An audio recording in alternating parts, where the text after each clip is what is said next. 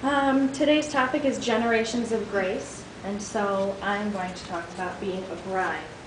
A godly bride to a husband and a radiant bride of Christ. How can we have generations of grace unless those generations are taught grace? There is the grace of a godly woman, her countenance, attitude, and her spirit. There is the grace of salvation through Christ, his all-powerful work of forgiveness of sins. There is the grace given amidst trials and difficulties, the comforting presence of Christ and the assurance of his love for us during those times of struggle. Older women are to teach the younger ladies in the church. I'm going to read from Titus 2, 3, and 4, and 5.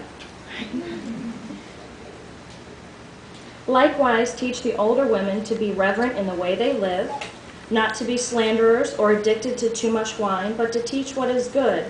Then they can train the younger women to love their husbands and children, to be self-controlled and pure, to be busy at home, to be kind, and to be subject to their husbands so that no one will malign the word of God. There's a real need for the older generation to teach the younger generations, especially mothers, to teach their daughters how to be pure and why to be pure. If we, the church, and older women don't teach the younger, who will? They will definitely find teachers out there in the world, whether they'll be classmates or friends, the TV, secular media, books, and music. Would you rather your daughter learn such things as feminine cycles, puberty, guys, and sex from you or other Christians in the church or the world? When I was a senior in high school, you'd be surprised what I heard discussed in the hallways of a school, and it wasn't always pleasant. We all know in the church that it is important for children to learn the truth about the Trinity, creation, salvation, the Beatitudes, the life of Christ, spiritual armor, and the fruits of the Spirit. But I feel we so often neglect addressing the vital importance of passion and purity, and yes, even sex, as my veil falls down. I feel it's often neglected because the topic makes some people uncomfortable or ashamed when they're not quite sure how to address it. If you're open to teaching your child about these issues, your son or daughter is much more likely to then want to share with you when they begin experiencing certain emotions or feelings, or when they're maybe ready to start dating or very interested in the opposite gender. Will the temporary awkwardness of sharing such things be worth it, comparing to the awkwardness of possibly a teen pregnancy, an abortion, an STD, emotional scarring, or baggage? As hard as it may be, we must be open with our girls or they will seek information elsewhere. Even if we ignore it, puberty will come raging into our daughters' lives, and along with it, feelings and urges that they will want answers. I'm wearing a white wedding dress. Does anybody know why white was the typical color for a bride to wear? Purity. Purity, exactly. I can say that I am wearing a white dress for the right reasons.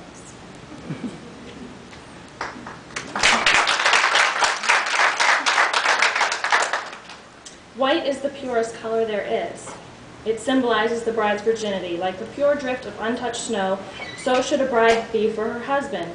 An earthly bride symbolizes Christ coming for his bride, the church, who are washed white as snow by the forgiveness of their sins. We are to strive to be pure in heart, mind, body, and soul. Psalm 119, 9 through 10. How can a young man keep his way pure? By living according to your word. I will seek you with all my heart. Do not let me stray from your commands. Purity is not just of the body, but it's of the heart and mind first and foremost. We must readily guard our hearts. Our thoughts can lead to our actions. Our actions can lead to habits. Habits over time lead to results, and results can lead to your lifestyle or your legacy. What kind of legacy are we going to leave for the children of tomorrow, for our children in the coming generations? We need to leave a legacy of grace with them. Mothers need to teach about sexuality and its blessings and pitfalls in the right and wrong context, sometimes using themselves as an example. You've heard it said that experience is the best teacher, but I say, how about somebody else's? My mom made some mistakes, but she told me about them. She was open and honest and admitted her mistakes. And from them, she taught to teach me so that I didn't fall into the same things. And I have to tell you that it worked. I appreciate my mother so much and feel that we have a very strong relationship because she was so open and honest. My mother is one of my very best friends. As a woman of grace, we must adorn the gown of purity. We have to be pure in our thoughts and in our deeds.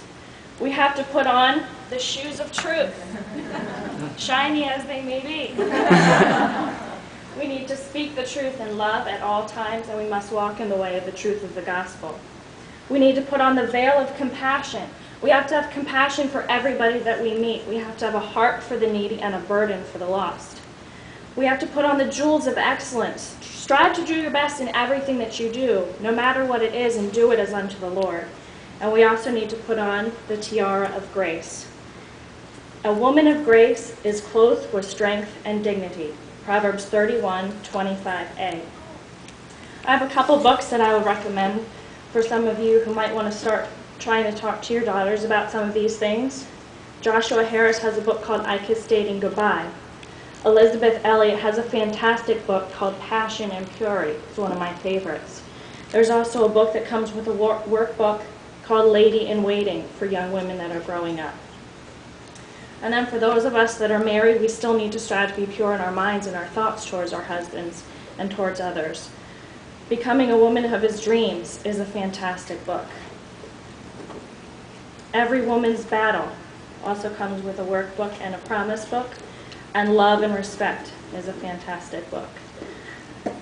Thank you so much for letting me share with you. I love being a bride.